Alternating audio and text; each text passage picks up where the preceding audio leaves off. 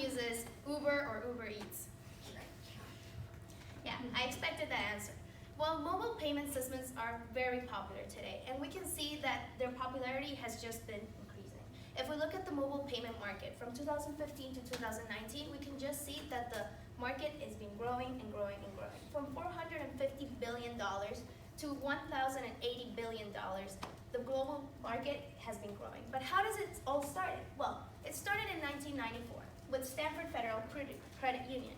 This was the first business that allowed people to actually exchange money throughout the internet. But it was very difficult, it had a lot of technicalities, so not a lot of people used it until PayPal appeared, 1999.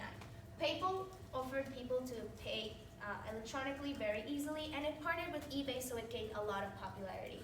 PayPal was bought by eBay in 2002, but independentized in 2015, which was actually very helpful because not only could they now work on their email account, helping people to pay each other through an email account, but they could work on their online payment app, which was revolutionary for the market itself, and it incentivized a lot of competitors to appear, such as Google Pay, Apple Pay, and Samsung Pay.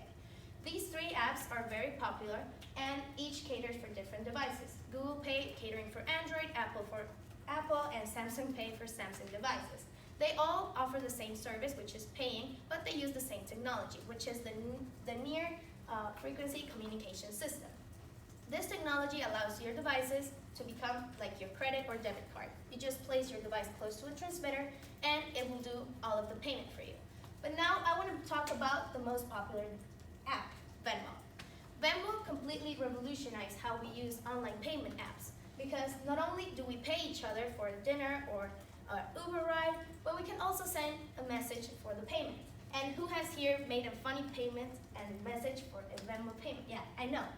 Also, Venmo partnered with businesses such as Uber, Uber Eats, Abercrombie, Lululemon. These are only a few of the businesses that Venmo has started to partner up with, and it shows how the online payment apps are just growing into the business world. It was really interesting for me to find that in the US, the app that most Americans use to pay is the Starbucks app. That was pretty funny.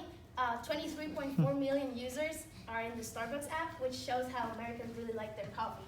But still considering that, and looking at the data, it was still surprising to find that in the US, 90% of people still prefer to use cash, 70% are scared of the app crashing, and 40% are scared that their information is going to be released or leaked. Yet, looking at this information, and regardless of that, the US was still able to place number 6 in the world for the most payments using an application or electronically.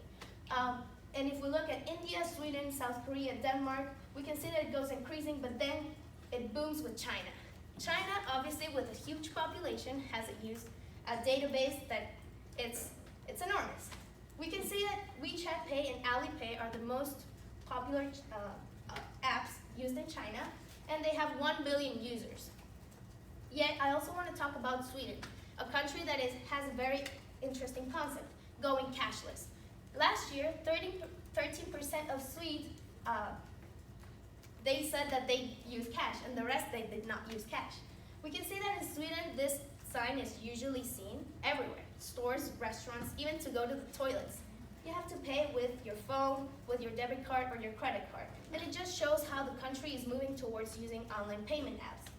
But how does the Swedish government do this? Well, they are working on having a strong bank coverage all over the country, and also on training their relatively smaller population to all learn to use the online payment apps. Which leads me to my next point. A big factor in the using of payment apps is age. Obviously, younger generations will be more likely to use these apps because they are more accustomed to using technology than older generations. As we can see here, 18 to 34-year-olds, 48% of those have a mobile wallet, whilst in like the other spectrum, 55 to 64-year-olds, only 29% have a mobile wallet. And this just goes to show how older generations are just not accustomed to using technology. But now, what is up with the future? What is going to happen? Well, we can just see that mobile payment apps have just started growing, and it will continue to grow exponentially. 2019, they have a market value of $6,109 billion, and this will just double itself in 2022 13,979 billion. And thus, I just want to conclude by saying that everyone should learn how to use Venmo, everyone should learn how to use an online payment app,